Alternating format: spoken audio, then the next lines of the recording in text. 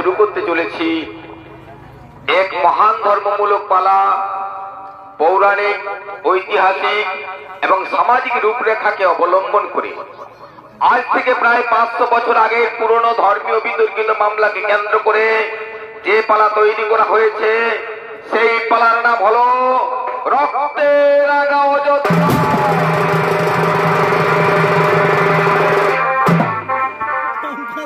সুধী দর্শক মন্ডলী, ত্রেতা যুগে ভগবান শ্রীরামচন্দ্র জন্মগ্রহণ করেছিলেন অযোধ্যা রাজা দশরথের জ্যেষ্ঠ পুত্র রামচন্দ্র।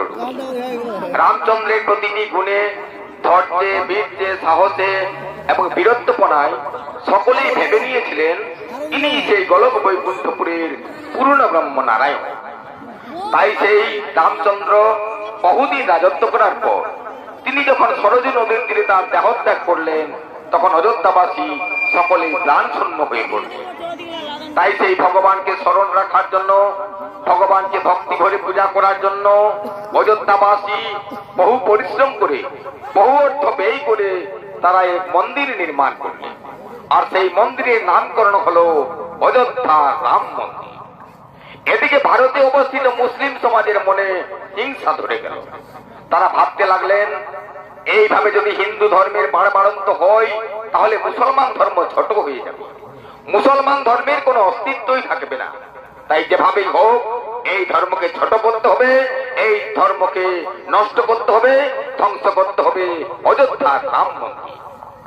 এরপর 1526 সালে পানিপথের যুদ্ধে ইব্রাহিম লোদিকে পরাস্ত করে বাংলার মসনদ দখল করলেন নবাব বাবর শাহ। নবাব বাবর শাহ জাতিতে মুসলমান হলেও তার অন্তরে ছিল এক নতুন ভারত গড়ার স্বপ্ন। সেই স্বপ্নে ছিল না কোনো জাতি ভেদাভেদ, ছিল না কোনো উচ্চ নিচু ভেদাভেদ, ছিল সবার উপরে মানুষ সত্য, তাহার উপরে না। কিন্তু তার এই স্বপ্নকে ভেঙে খান খান করে দিল মুসলিম সমাজ, এবং সেটাই করে দেখালো রাম জন্মভূমি অযোধ্যার মাটিতে। রামচন্দ্র পুজোর দিন, রামনবমী পুজোর দিন অযোধ্যার মন্দিরে যখন মহাসাড়ম্বরে পুজো উৎসব পালিত হচ্ছে, ঠিক সেই সময়ে সশস্ত্র আগ্নেয়াস্ত্র নিয়ে তারা মন্দির আক্রমণ করলো। তারপর দাবি করে বসলো এই মন্দির আর মন্দির থাকবে না, আজ থেকে এটা হলে মুসলমানের মসজিদ। হিন্দুরা মেনে নিতে পারলেন না মুসলিমদের এই অত্যাচার। শুরু হলো এক ভয়াবহ দাঙ্গা। সেই দাঙ্গায় অসংখ্য সাধু সন্ন্যাসীর প্রাণ হলো বলিদান। কারো হাত কেটে, কারো পা কেটে, কারো চোখ উপড়ে দিয়ে মন্দিরে খুনের বন্যা বইয়ে দিল। এখানেই শেষ নয়। মন্দিরে পুজো করতে আসা এক নারীর সম্মানকে ছিনিমিনি খেলে মন্দিরে আজান দিয়ে আল্লাহু আকবার, আল্লাহু আকবার বলে মন্দিরকে তারা মসজিদ বলে ঘোষণা করে দিল। এরপর এই সংবাদ পৌঁছালো নবাব দরবারে। নবাব সব কথা শোনার পর তিনি উপযুক্ত ব্যক্তিদের, দোষী সাব্যস্ত ব্যক্তিদের প্রাণদণ্ডে দণ্ডিত করলেন এবং প্রমাণ করলেন সবার উপরে মানুষ সত্য, তাহার উপরে নাই। তাই মাননীয় দর্শক মন্ডলী, এই ঘটনা দেখার জন্য আমরা যাই রক্তে রাঙা অযোধ্যা।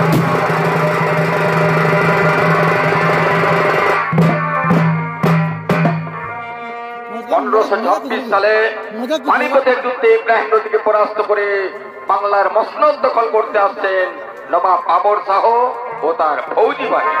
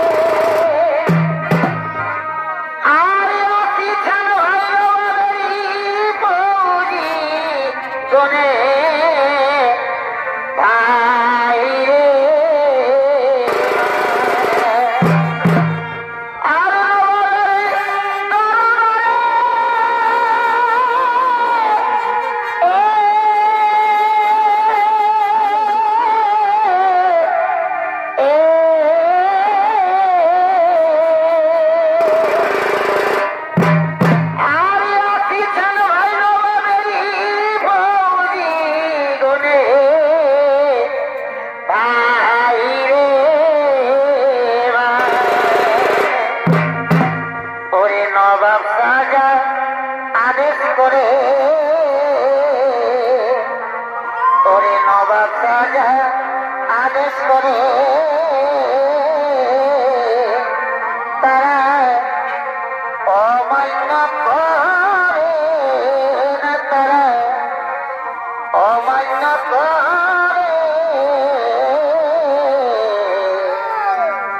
এরাই হলো শয়তান, দেখো এরাই হইবে ঈমান। ওরে নবাব যারা আদেশ করে তারা অমান্য করে না, তারা অমান্য করে। এরাই হলো শয়তান, দেখো এরাই হইবে ঈমান।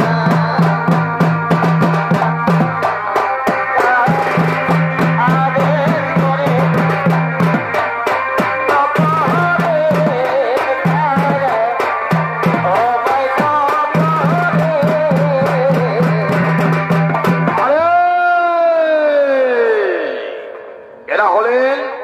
এরা হলেন নবাব বাবর শাহের ফৌজি বাহিনী।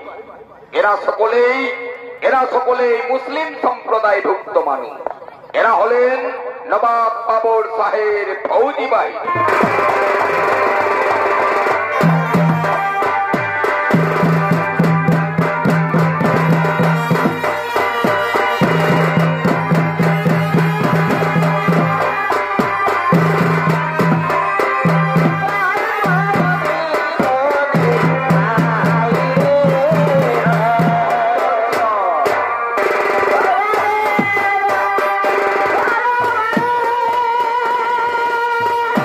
ও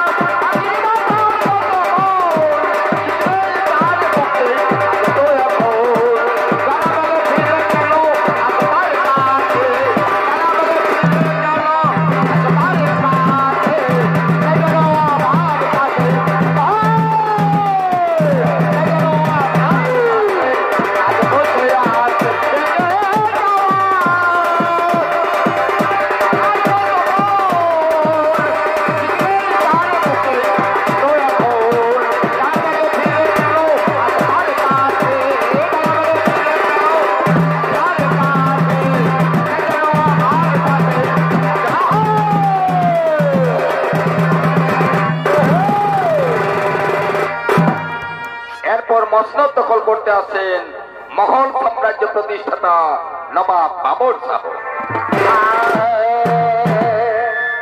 ও নবাবে আসিছে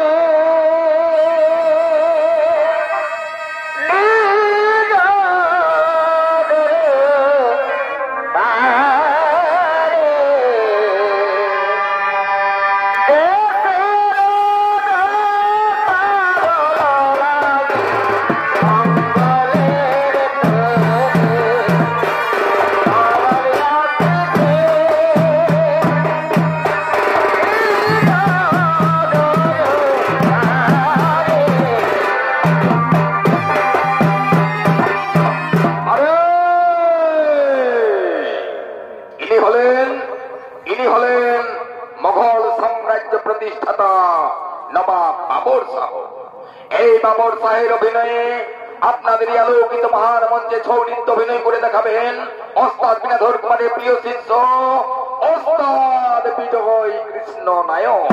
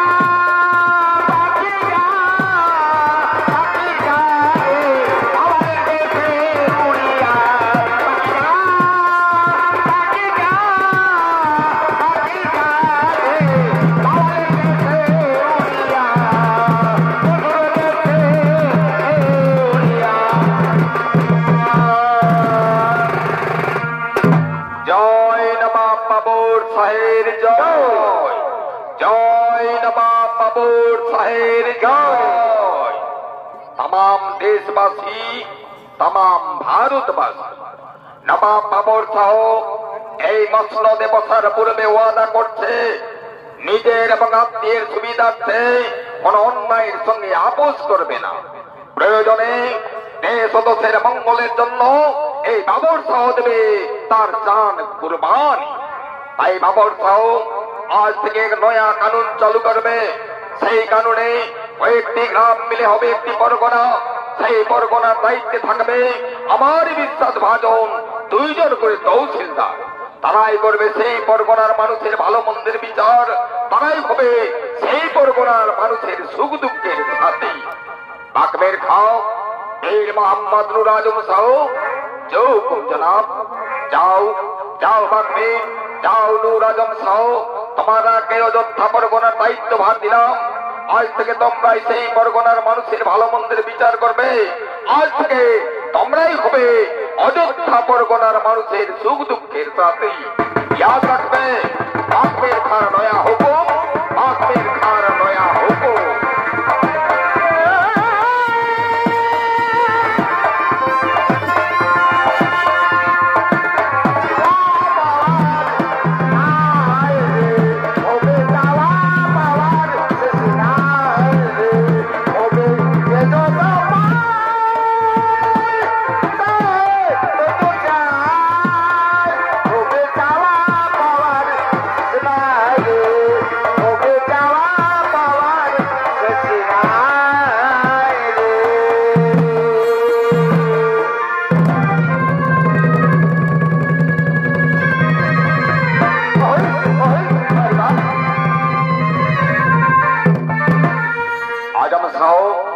আজম শাহ এ কাজ আমার একেবারে পছন্দ নেই। আজম শাহ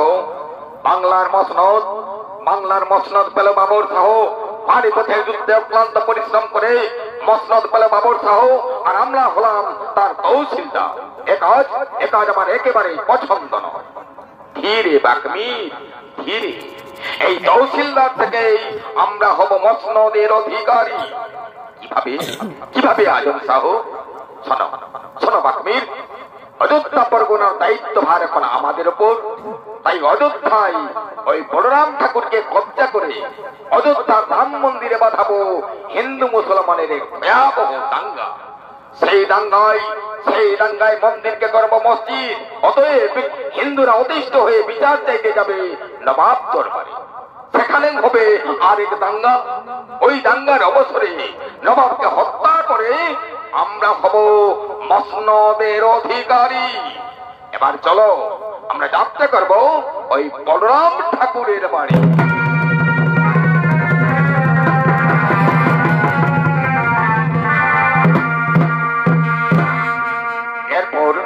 এরপর সরজু নদীতে স্নান করতে আসছেন অযোধ্যার বলরাম ঠাকুর।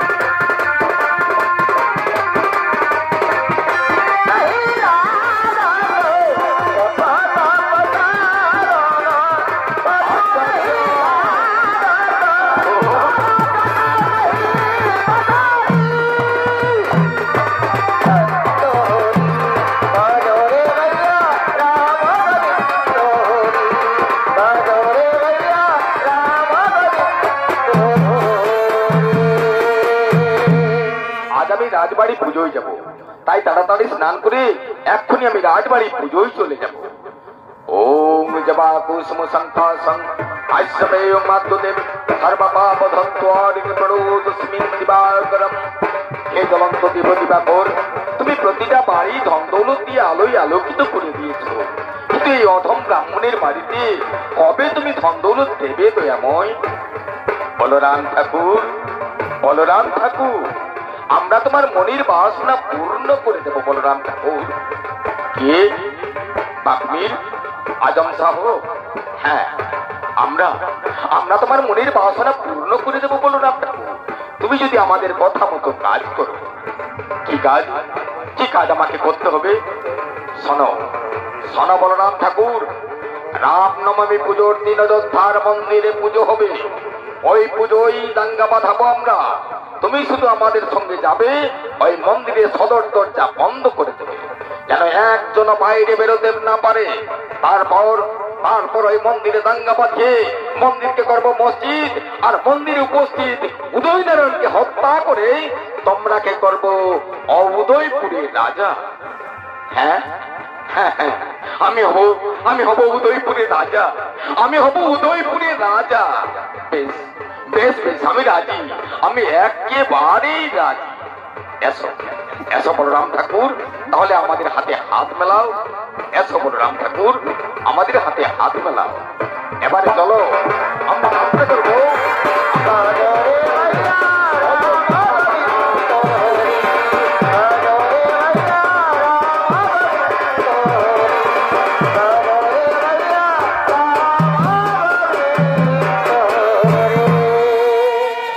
মাননীয় দর্শক মন্ডলী, আজ ভগবান শ্রীরামচন্দ্রের জন্মাষ্টমীর দিন, তাই এই জন্মাষ্টমী উপলক্ষে অযোধ্যা রাম মন্দিরে মহাসাড়ম্বরে পুজো উৎসব পালিত হতে চলেছে। তাই মন্দিরে আগমন করছেন সন্ধ্যা আরতি হাতে অযোধ্যাবাসী গ্রাম্য মহিলাগণ।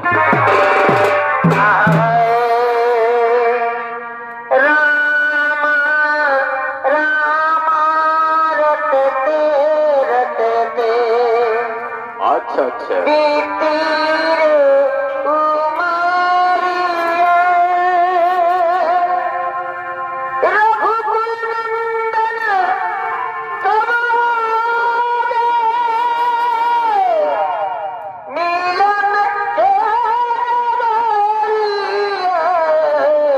জয় শ্রীরামচন্দ্রের জয়।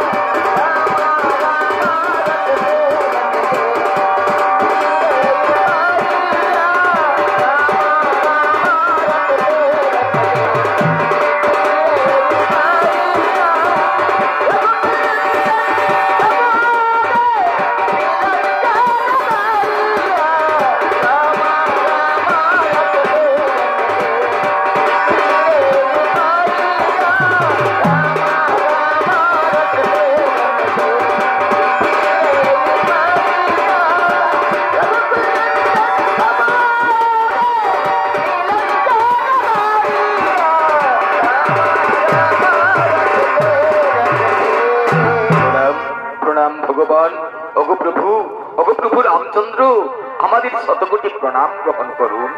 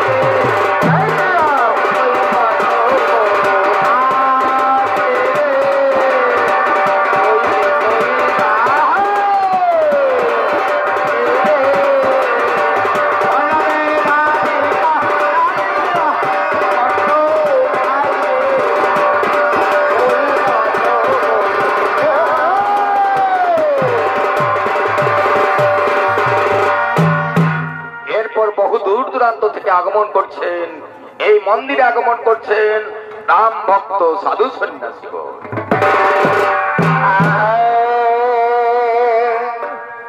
সাধু সন্ন্যাসীগণ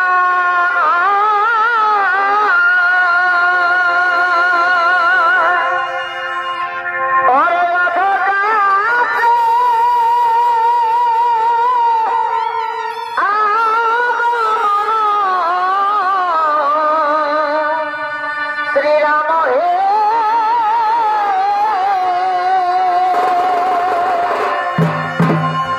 ও হে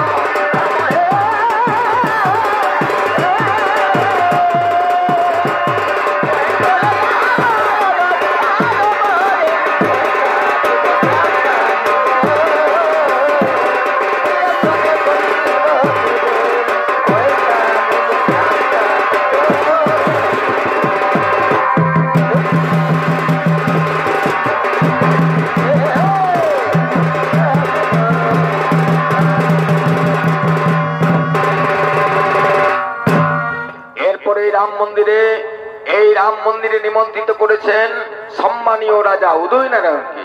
তাই মন্দিরে আগমন করছেন উদয়পুরের রাজা উদয়নারায়ণ।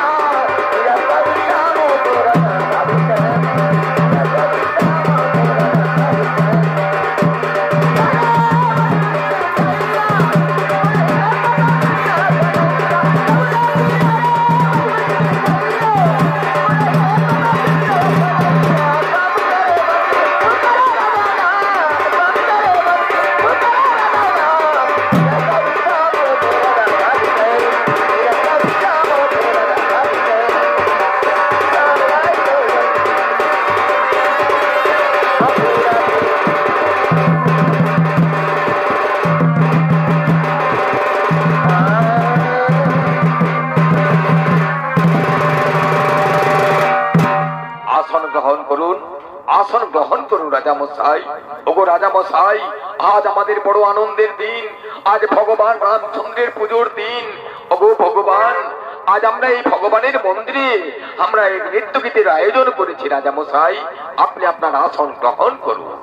তাই এতক্ষণে মন্দিরে শুরু হলো মা নৃত্য গীতের আয়োজন।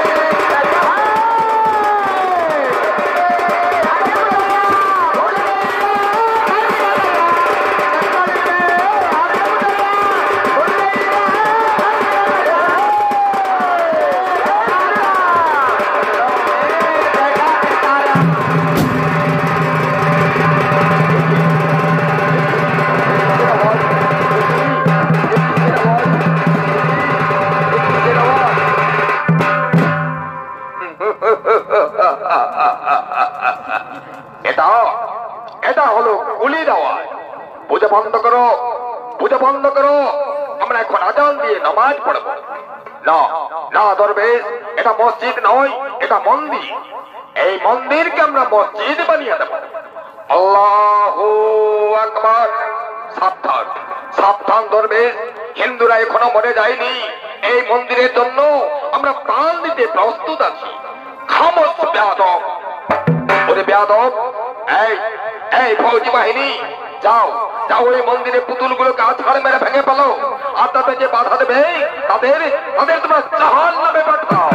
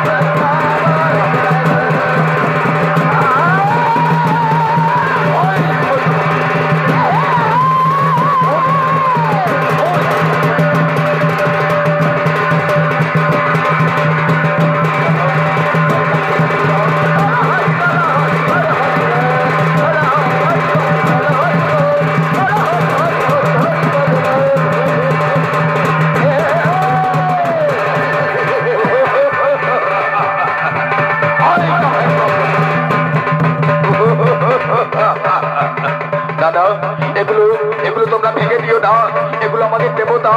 এই দেবতার বুকে আমরা প্রাণ প্রতিষ্ঠা করি। দেবতা, মাটির পুতুল, হিন্দুর দেবতা। এই দেবতা মুসলমানের পরিচয়ের তোলায়। ফৌজ বাহিনী, এদের পিঠের চামড়া তুলে দাও।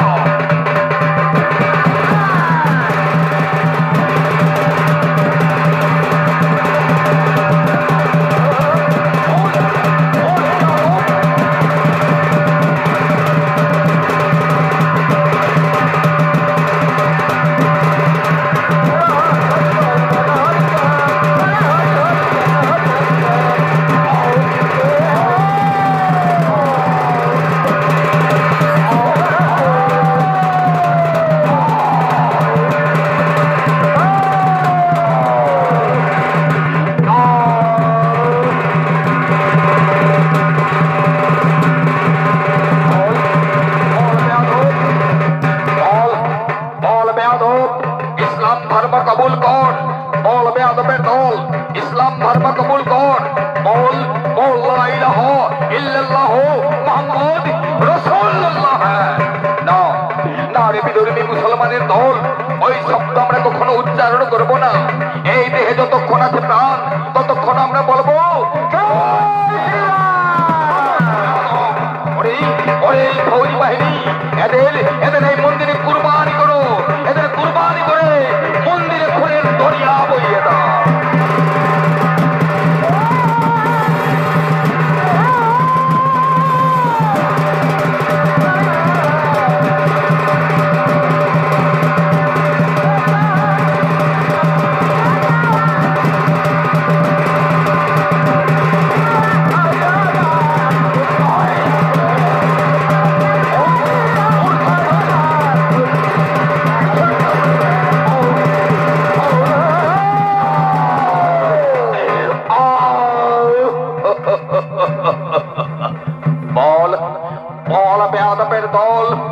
এখনো সময় আছে, এখনো সময় আছে রে বেয়াদবের দল, ইসলাম ধর্ম কবুল কর, বল লা ইলাহা ইল্লাল্লাহ মুহাম্মদ রাসূলুল্লাহ।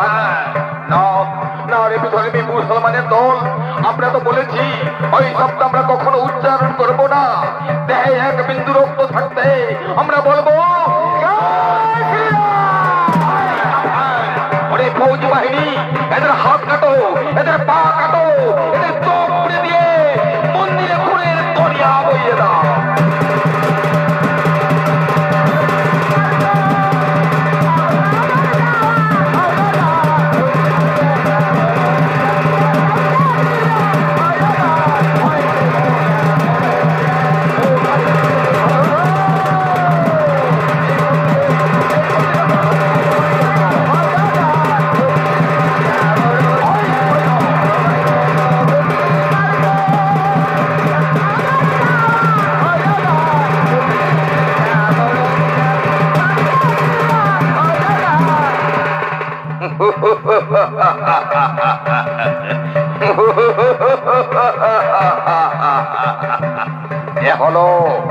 এ হলো কাফের হিন্দুর পা। এই কাফের হিন্দুদের আমরা পা কেটে দিয়েছি। এইবারে কাফেরদের হাত কাটবো।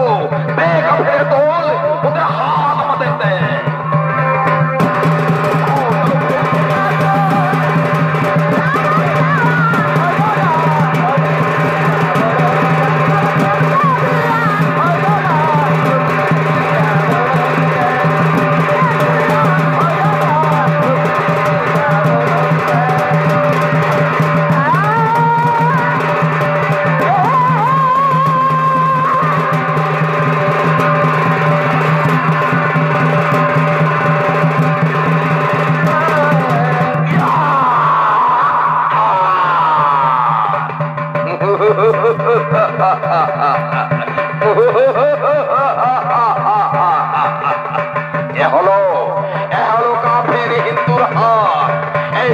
হিন্দুদের আমরা হাত কেটে দিয়েছি। এইবারে কাফেরদের চোখ দুটো উপড়ে দেবো। চোখ দুটো উপড়ে নিয়ে এই মন্দিরে আমরা খুনের দরিয়া বইয়ে দেব।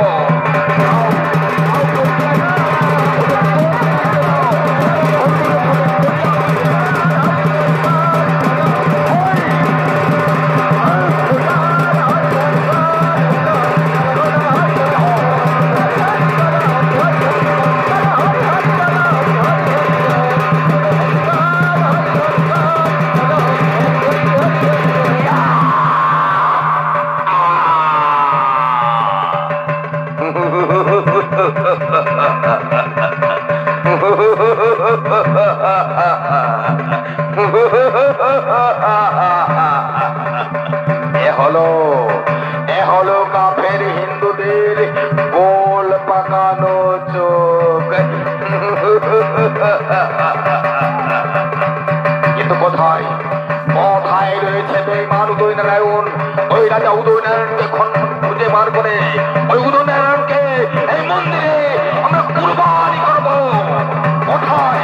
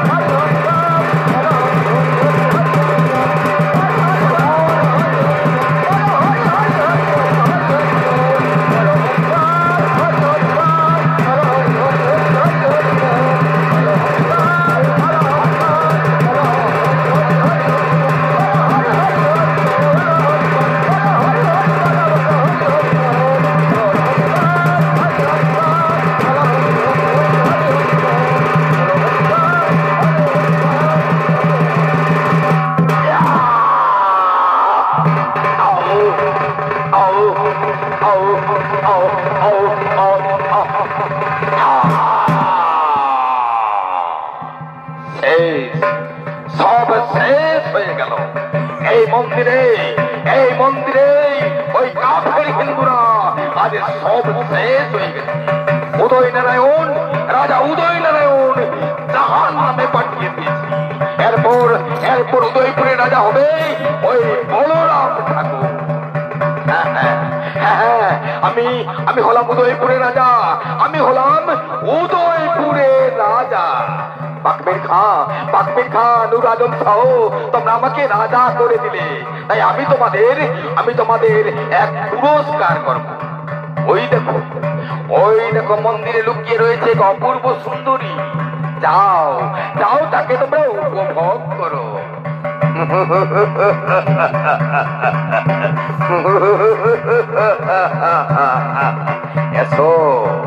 এসো সুন্দরী, আমাদের কাছে এসো, আমাদের বুকে তুমি ধরা দাও সুন্দরী। না আমাকে তোমরা স্পর্শ করো না, আমাকে ছেড়ে দাও। এসো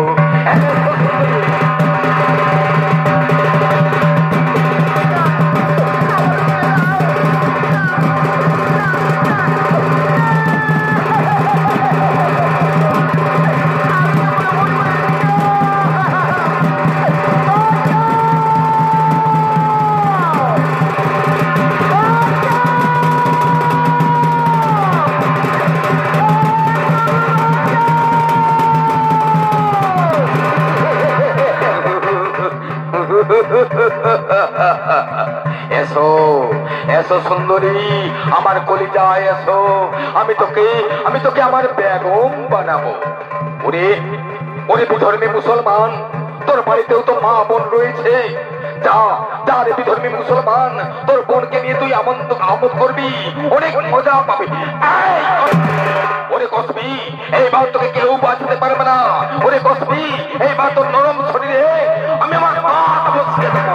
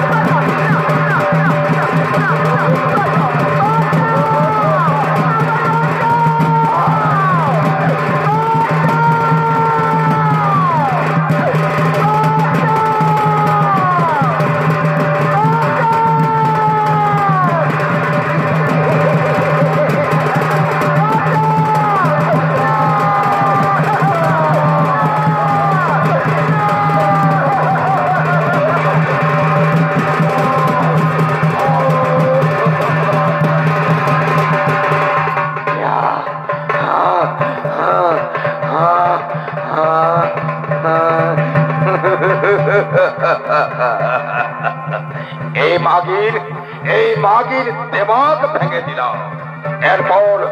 এরপর এই মাগির গর্ভে জন্ম হবে এক খাপস্রোত মুসলমান জওয়ান। এইবার মন্দির হলো মসজিদ,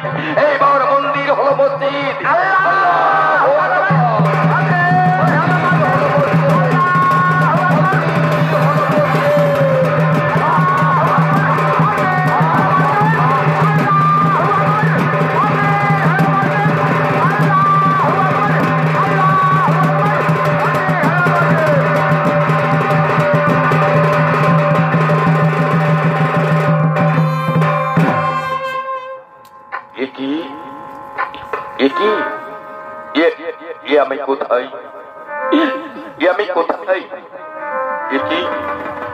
আমার অবস্থা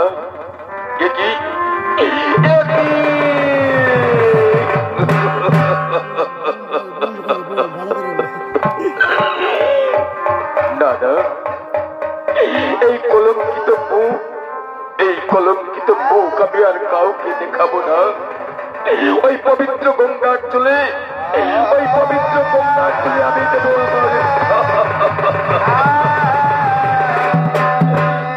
দাঁড়াও বহিন, এই বাবর শাহের পুত্র হুমায়ুনের চোখের সামনে কোন মা বহিনের প্রাণ নষ্ট হতে দেবে না।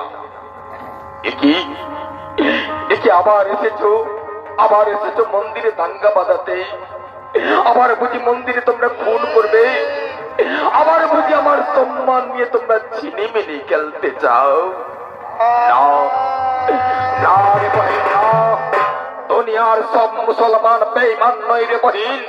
আমি তোর ভাইজান আর তুই আমার হিন্দু বহিন। একই রে বহিন, কে করলো তোর উপরে অত্যাচার? ওগো ভাইজান, আপনাদের বিশ্বস্ত বাকবীর খান পীর মোহাম্মদ নূর আজম শাহ আর সঙ্গে ছিল অযোধ্যার বলরাম ঠাকুর। শুধু আমার সম্মান নয় ভাইজান, এই দেখো ভাইজান মন্দিরের কি অবস্থা করেছে তারা।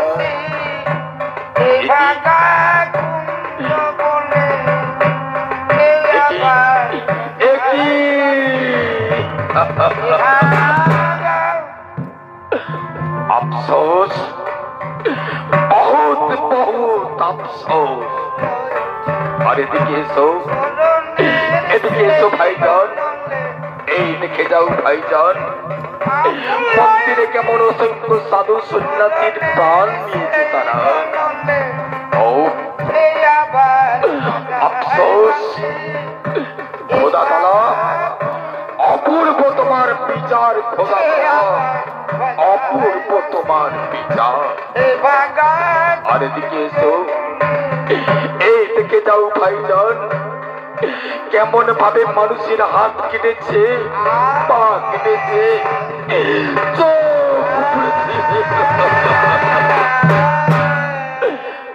না আর সহ্য হয় না, রে বহিন।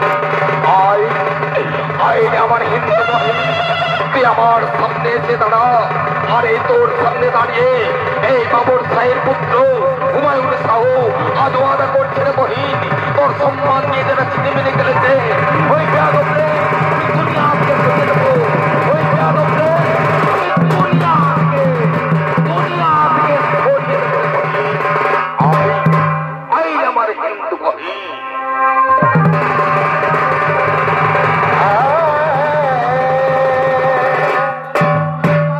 এরপরে পুনরায় নবাব দরবারে রাজসভার আয়োজন হতে চলেছে।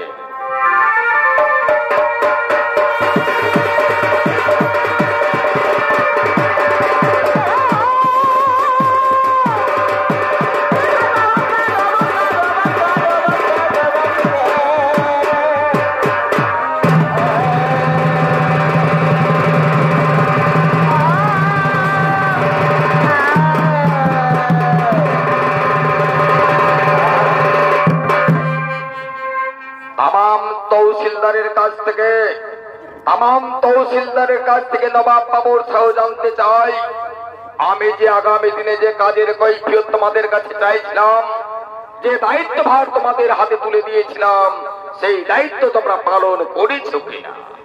হুজুর, জনাব, মুসলমান ধর্মের মানুষ কোন ভুল কাজ করতে পারে না হুজুর।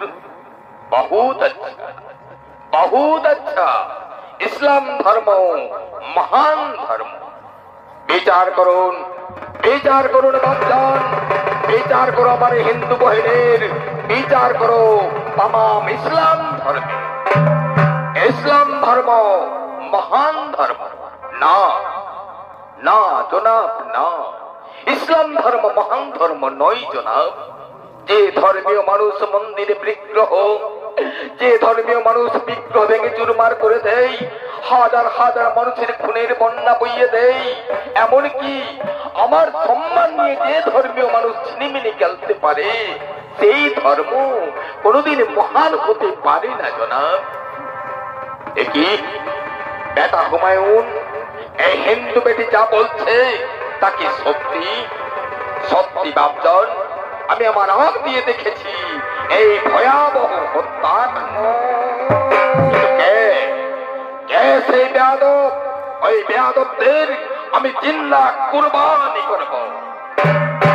জনাব, আপনাদের বিশ্বস্ত বাকমির খাঁ পীর মোহাম্মদ নূর আজম সাহ আর সঙ্গে ছিল অযোধ্যার বলরাম ঠাকুর। বাকমের খাঁ পীর মোহাম্মদ নূর আজম সাহ আমার এই হিন্দু বেটি যা বলছে তা কি সত্যি? সত্যি জনাব, সত্যি জনাব। কিন্তু এত এত তামাম ইসলাম ধর্মের মুনাফা জনাব। না, মুনাফা নয় বেয়াদব, মুনাফা নয়। এ তামাম ইসলাম ধর্মের বহুত বহুত নুকসান। আর এই নুকসানি তো কেউ দলার ধন বেহেশতে নয়, বেহেশতে নয় রে বেয়াদব, অন্ধকার দোজাখে।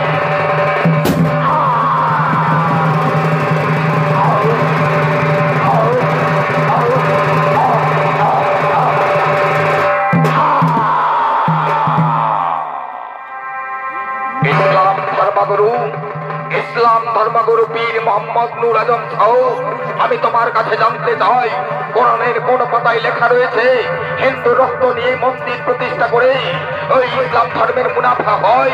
রে কাফের, তোর মতো বেহেশতের, তোর মতো দোজাকের কিটকে অন্ধকার, অন্ধকার দোজাকে, অন্ধকার।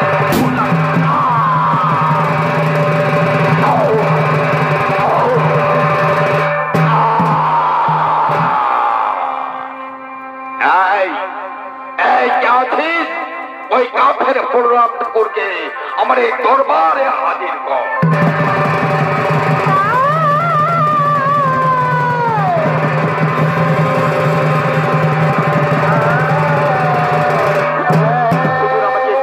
আমাকে মাফ করে দিন হুজুর, এবারের মতো আমাকে মাফ করে দিন, আমাকে মাফ করে দিন হুজুর। আমি আপনার কাছে মাফ চাইছি, আমি আপনার কাছে মাফ চাইছি। মাফ চাইছিস? মাফ চাইছিস রে কাফের? হিন্দু হয়ে হিন্দুর মন্দির ধ্বংস করেছিস তুই, হিন্দু হয়ে হিন্দু রক্ত নিয়েছিস তুই। রে কাফের, তোর মতো বেয়াদবকে, তোর মতো বেয়াদব, হট হট হট হট বেয়াদব,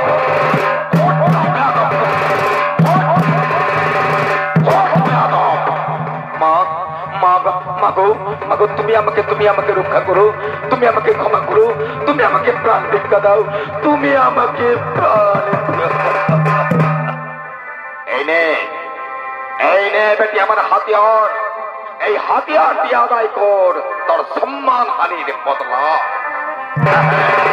হ্যাঁ, আমি নেব বদলা, আমি নেব মসজিদকে মসজিদ করার বদলা, আমি নেব অসংখ্য মানুষ করার বদলা, আমি নেব আমার সম্মান।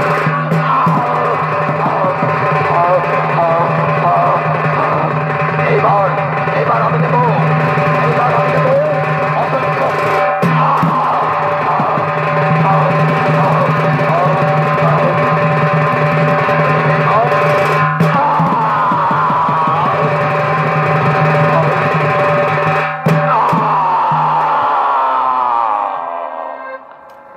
চল বেটি,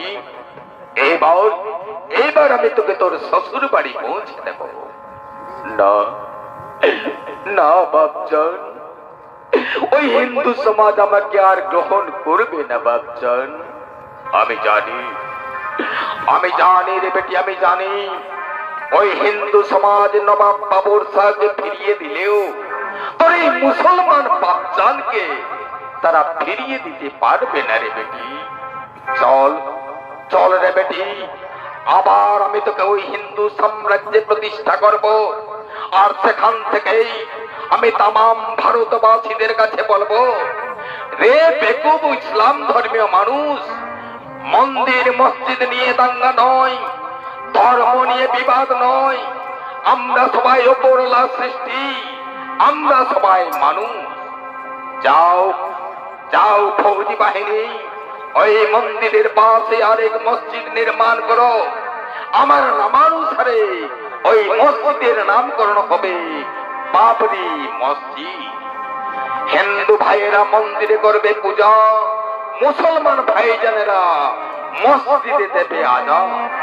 আর সেই আওয়াজ শুনে নবাব বাবর শাহ তার দিল উজাড় করা প্যার মহব্বত দিয়ে এই রাম জন্মভূমি, পবিত্র রাম জন্মভূমির মাটিকে জানাবে তার হাজারো হাজারো সেলাম, হাজারো হাজারো সালাম, হাজারো হাজারো সালাম।